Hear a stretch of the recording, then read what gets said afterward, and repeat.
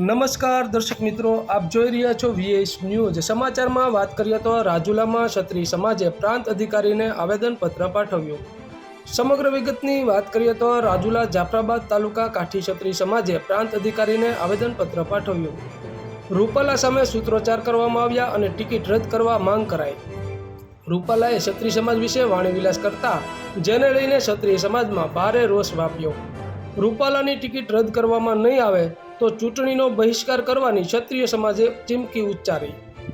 પ્રાંત કચેરી ખાતે મોટી સંખ્યામાં ક્ષત્રિય સમાજના આગેવાનો ઉપસ્થિત રહ્યા અને પરસોત્તમ રૂપાલાને ટિકિટ ન આપવાના નારાઓ લગાવવામાં આવ્યા હતા।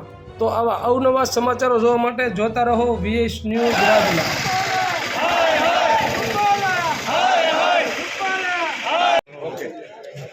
જય શ્યામ, જય માતાજી।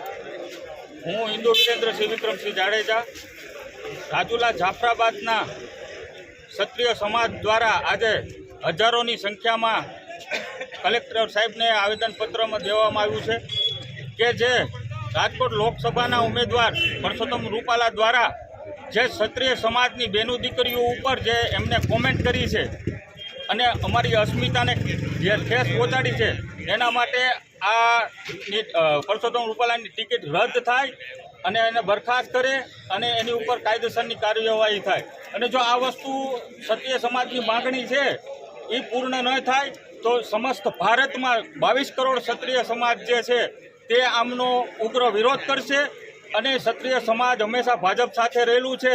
તો મોદી સાહેબથી મીડિયા મારફતે મોદી સાહેબ, અમિત શાહ સાહેબ અને સમસ્ત ભાજપના આગેવાનો જે 26 ઊભા છે લોકસભાના, એમને પણ કહીએ છીએ કે એકના છાંટા તમને બધાને ઉઠશે। ક્ષત્રિય સમાજ અત્યારે ભાજપ હારે છે, જો એમની ટિકિટ રદ કરવામાં નહીં આવે તો અમે ચૂંટણીનો બહિષ્કાર કરશું અને ઘીના ઠામમાં અમે ઘી પાડી દેશું। અમે ક્ષત્રિય છીએ, અમે તલવાર મૂકી છે, ચલાવતા નથી ભૂલ્યા, એટલામાં બધું સમજી જાજો। જય રાજપૂતાના। રાજુલા વિસ્તારના ક્ષત્રિય સમાજના તમામ લોકો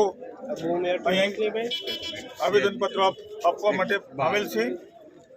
જે રૂપાલા સાહેબ, પરસોત્તમભાઈ રૂપાલા જે રાજકોટના ઉમેદવાર છે, તેઓએ ક્ષત્રિય સમાજની બેન દીકરીઓ અને માતાઓ વિરુદ્ધમાં જે ટિપ્પણી કરેલ છે એ ટિપ્પણીના વિરોધમાં આજે આવેદનપત્ર આપવામાં આવ્યું છે અને તેઓએ કરેલી ટિપ્પણી તદ્દન ગેરવ્યાજબી હોય તેઓ વિરુદ્ધમાં કાયદેસરની કાર્યવાહી કરવામાં આવે અને તેઓનું ઉમેદવારી પત્ર તાત્કાલિક રદ કરવામાં આવે એવી તમામ ક્ષત્રિય સમાજની માંગણી અને લાગણી છે। જય હિન્દ।